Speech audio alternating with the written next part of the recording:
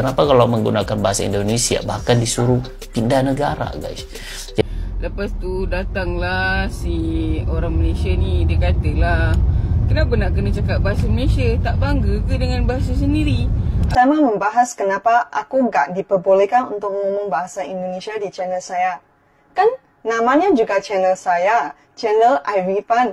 Itu I nak cakap bahasa Indonesia itu kan suka hati I. Itu Halo historical, kali ini saya akan mereaction sebuah video tentang, jadi ada seorang netizen negara tetangga ya bikin konten pakai bahasa Indonesia tapi malah diolok-olok oleh sesama warganya sendiri ya. Jadi dikatakan bahwa kenapa nggak pakai bahasa sendiri seperti itu. Seperti apa videonya, langsung kita lihat berikut.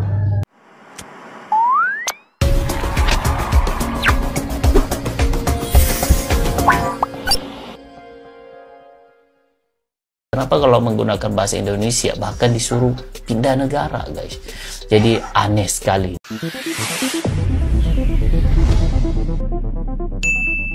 Assalamualaikum warahmatullahi wabarakatuh. Halo, kembali bersama dengan kami di channel ini. Semoga semuanya dalam keadaan sehat walafiat dan selalu diberikan rahmat oleh Yang Maha Kuasa. Oke, ada beberapa video dari netizen negara jiran yang ditegur oleh sesama warga negara Malaysia karena mereka menggunakan bahasa Indonesia dalam konten-kontennya. Dan mari kita tonton dulu pengakuan dari warganet negara jiran ini. Aku kan, followers aku kan banyak orang Indonesia dekat TikTok. Jadi aku cakaplah bahasa Indonesia kan, sebab aku malas nak translate. Lepas tu datanglah si orang Malaysia ni, dia katalah, kenapa nak kena cakap bahasa Malaysia? Tak bangga ke dengan bahasa sendiri?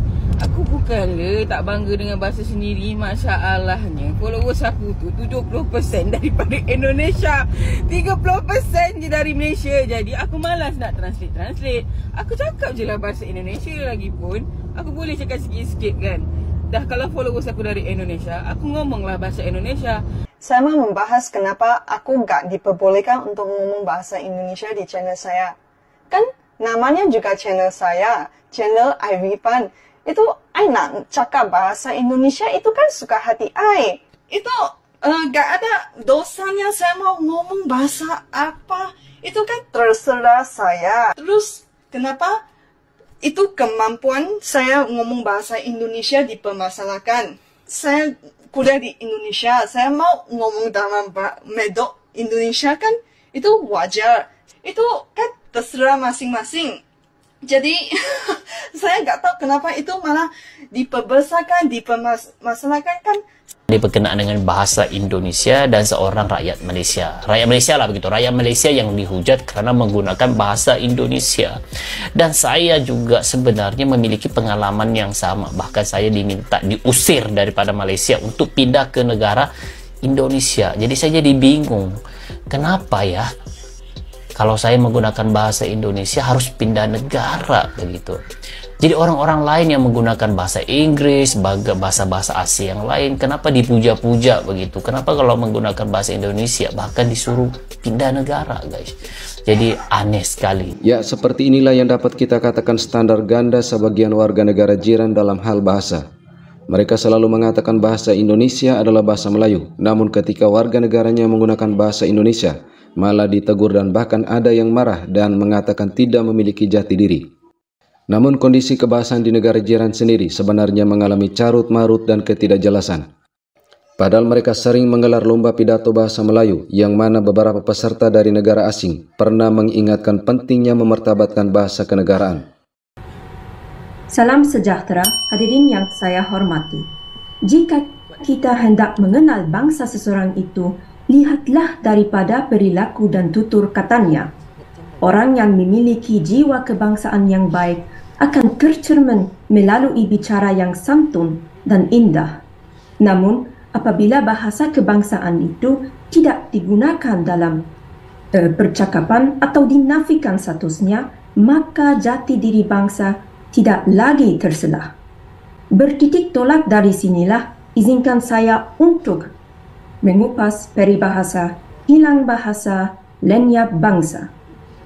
Saudara, peribahasa hilang bahasa lenyap bangsa bermaksud apabila sesuatu bahasa itu sudah tidak terpakai lagi, maka lama-kelamaan hilanglah bangsa itu.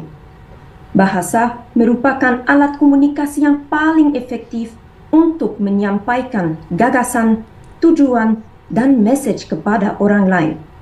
Melalui bahasa, kita dapat mengetahui cara pemikiran, sistem nilai, adat dan budaya seseorang itu. Budaya pula merupakan suatu cara hidup yang berkembang dan dimiliki bersama oleh sekelompok manusia serta menjadi warisan turun-temurun. Justru, bahasa dan budaya mempunyai perkaitan yang sangat erat. Tanpa bahasa, kita tidak dapat memahami erti sejarah dan sukar untuk berkomunikasi dengan orang lain. Maka secara keseluruhannya, peribahasa hilang bahasa lenyap bangsa akan dikupas dalam konteks Malaysia berdasarkan 3 hujah, yaitu pertama, bahasa kebangsaan dalam urusan rasmi. Kedua, bahasa kebangsaan dalam sistem pendidikan. Dan ketiga, bahasa kebangsaan dalam masyarakat.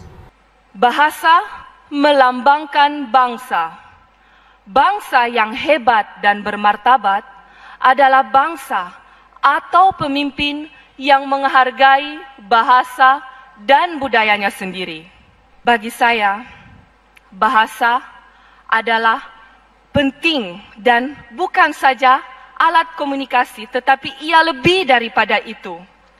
Bahasa bagaikan satu alat pengangkut yang dapat membawa kita mengenali budaya sesuatu bangsa. Dengan bahasa, kita dapat memahami budaya dengan lebih baik, sehingga hubungan yang terjalin juga akan menjadi lebih erat, dekat, dan mendalam. Nah, jika kita mengikuti kondisi yang sering dipaparkan oleh pemerhati bahasa Melayu ataupun perkembangan bahasa di negara Malaysia, bahasa Melayu bukannya dimartabatkan sebagai jati diri bangsa, malah dirusakkan oleh mereka sendiri dengan mencampur adukan bahasa Melayu dengan bahasa asing atau dikenal dengan bahasa rojak. Apa pendapat doktor tentang pencampuran dialek atau pencampuran bahasa dalam pertuturan seharian? Kalau dalam urusan rasmi, penggunaan bahasa rojak ni agak mengecewakan lah, sebab kita tahu rakyat Malaysia mesti pergi ke sekolah dan sekurang-kurangnya dari sekolah darjah 1 hingga ke tingkatan 5. Jadi mereka sudah melalui alam persekolahan dan sudah belajar bahasa kebangsaan kita. Jadi sepatutnya mereka sudah tahu bagaimana untuk menggunakan bahasa Melayu, bahasa kebangsaan secara gramatis, memilih kosakata yang baik ya, dengan struktur bahasa Melayu, dengan imbuhannya, morfologinya, struktur sintaksisnya.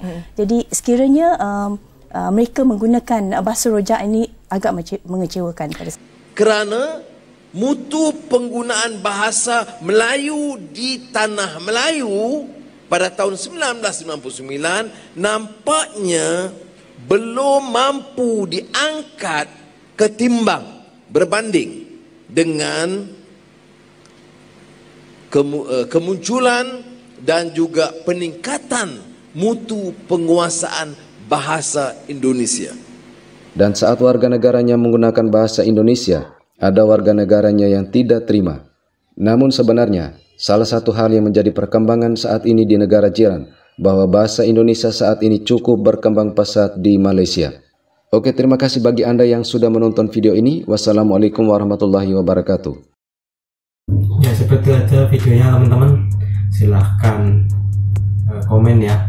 Terima kasih sudah menonton. Silahkan komen pendapatnya di bawah. Jangan lupa subscribe. Bye-bye.